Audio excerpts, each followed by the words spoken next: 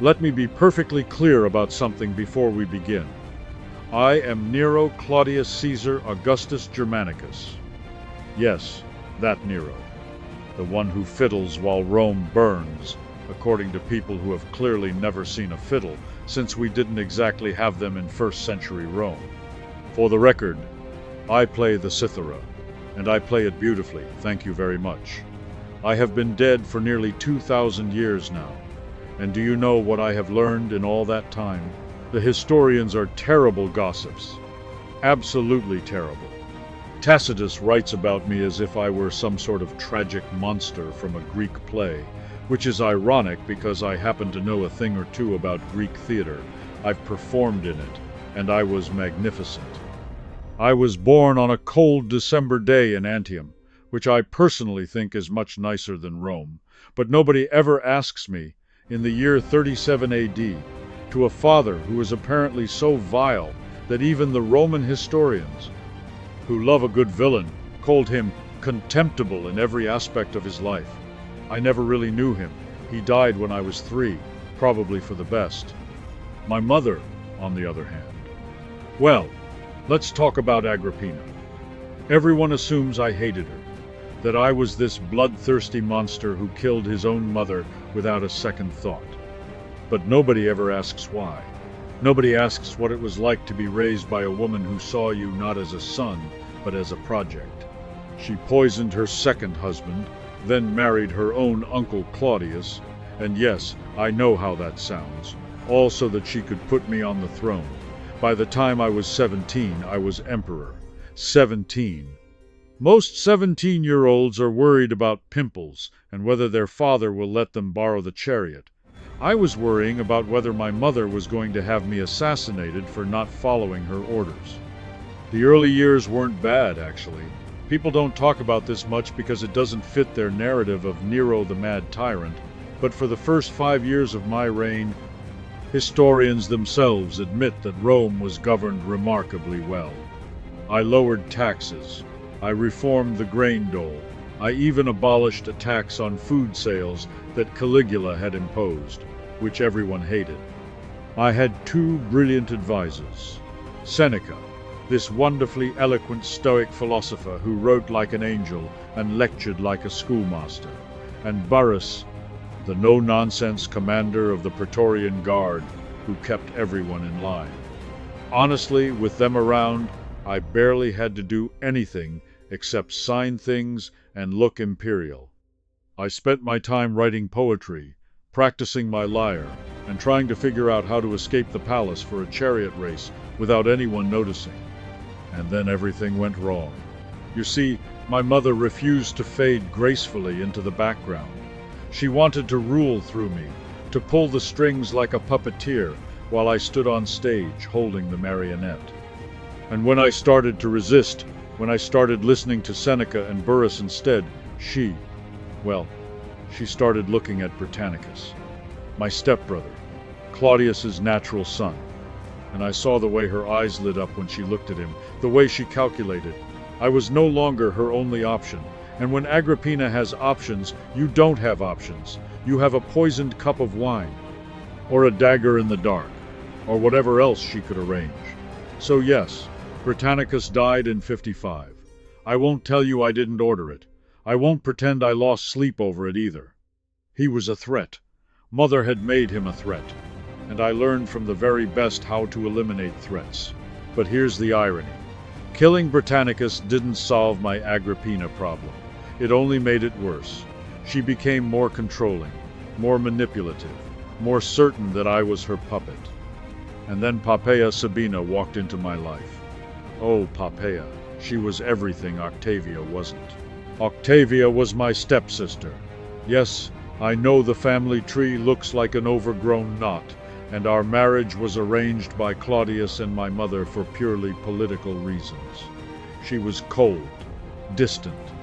She looked at me the way you look at a piece of furniture that's been in the family too long but you can't quite get rid of. Poppaea, on the other hand, Poppaea looked at me like I was the sun. She laughed at my jokes. She praised my singing. She told me I was the greatest emperor Rome had ever seen. and I believed her because somebody had to believe it, and it certainly wasn't going to be Tacitus. Poppy wanted to be empress, and I wanted to make her happy. But there was one problem. Actually, there were two: my mother and my wife. Octavia could be divorced. That was easy enough, though the plebs rioted when I sent her away because they loved her, which frankly I found insulting. But Agrippina? Agrippina would never stop meddling. She would never stop scheming. She would never let me be happy. So in '59, I arranged for her to take a little boat trip on the Bay of Naples. The boat had a rather unfortunate design flaw. It was built to collapse, conveniently. She survived, because of course she did. That woman was harder to kill than a cockroach in a grain shipment. So I sent assassins to finish the job, and when they reported back that she was dead, do you know what I said? I said I did not know I had such a beautiful mother. I don't expect you to understand. I don't expect anyone to understand.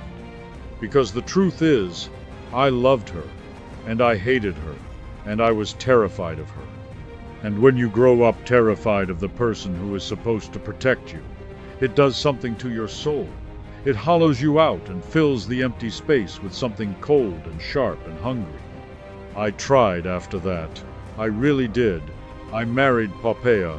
We had a daughter, Claudia, and for a few months I was happy, genuinely, truly happy. And then she died, just a baby. And something inside me broke that I didn't even know was still intact. Poppaea started looking at me differently after that, accusingly, almost, as if I had somehow failed her, failed our child. She wanted another baby. I tried. We tried. But the tension grew, and one day it was an argument, a terrible argument. I don't even remember what about. I kicked her. I didn't mean to hurt her, not that much. But she was pregnant, and she died. And I have carried that guilt every single day since, even now, even in death. Even though nobody believes I'm capable of guilt, they only see the monster. By this point, Burrus was dead, and Seneca had retired in disgust, and I was left with Tigellinus, who encouraged every worst impulse I had. And then came the fire. The Great Fire of '64. They say I started it. They say I sang while Rome burned. First of all, I was 30 miles away in Antium when the fire started. By the time I returned, half the city was already ash.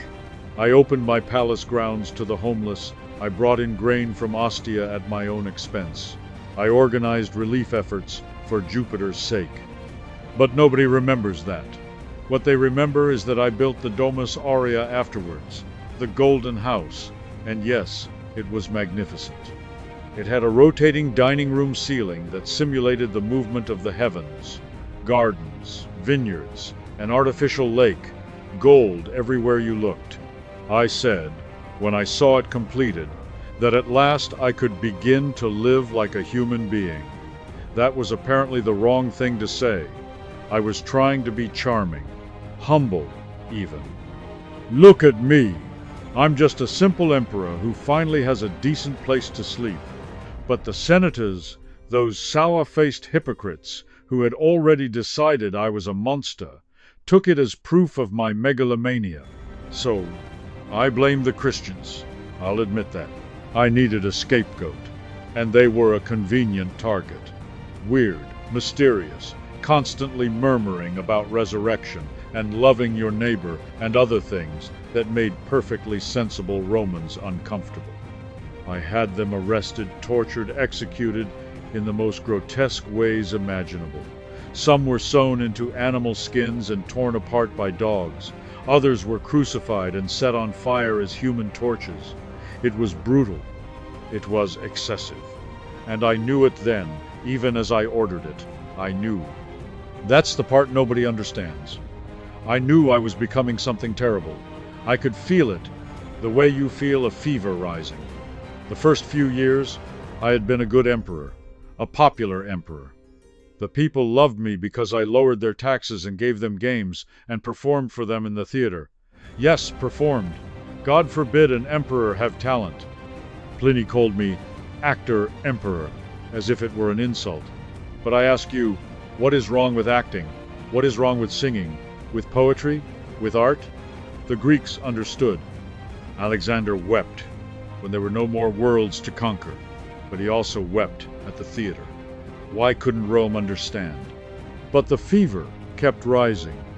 The Pisonian conspiracy of 65, a plot to assassinate me and replace me with Gaius Calpurnius Piso, made me paranoid. Friends became enemies. Trust became a liability.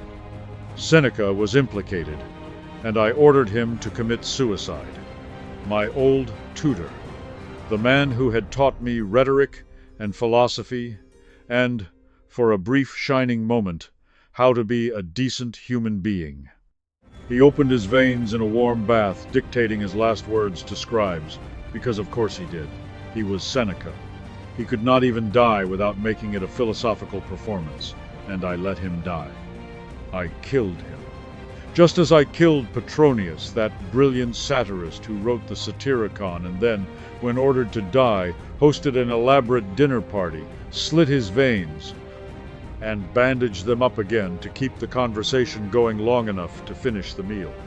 By 68 the world had turned against me. Revolts in Gaul and Hispania.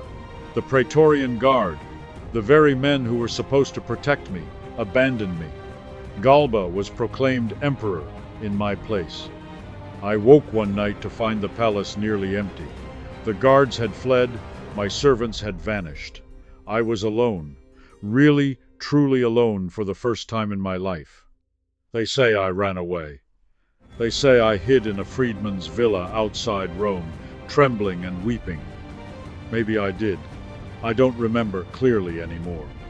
What I remember is the darkness, and the cold, and the sound of horses approaching. I remember realizing that there was no escape, no reprieve, no last-minute reversal. This was the end. Nero Claudius Caesar Augustus Germanicus, artist, poet, singer, charioteer, patron of the games, lover of beautiful things, murderer of his mother, destroyer of his friends, Emperor of Rome, was going to die. I put a dagger to my throat. But I couldn't do it. I didn't have the courage. So my secretary, Epaphroditus, helped me. He pushed the blade home while I made one last pathetic joke. What an artist the world loses in me. And then everything went dark. You want to know what I think about when I remember those 32 years? I think about the poetry I wrote as a boy, clumsy and sentimental, that I showed to Seneca hoping for praise. I think about the roar of the crowd at the Circus Maximus when I won a chariot race. Yes, even the one where I fell out and had to be helped back on. They still gave me the prize. I think about Poppaea's laugh before everything went sour. I think about the baby girl I held for only a few months, who never got to learn how to walk or talk or sing badly like her father.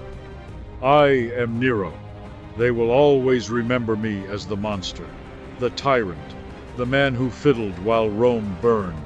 But I was also a boy who just wanted to be loved, who just wanted to be seen for something other than his mother's ambition. And isn't that the tragedy of every human heart? We all start out wanting nothing more than to be appreciated, and somewhere along the way, we forget how to be grateful for anything at all. The fire was an accident, by the way. I had nothing to do with it. But nobody believes me, and I suppose at this point, it doesn't really matter. History has already written its verdict. The artist Nero, the world lost him, but the world, I think, lost a lot more than it ever knew.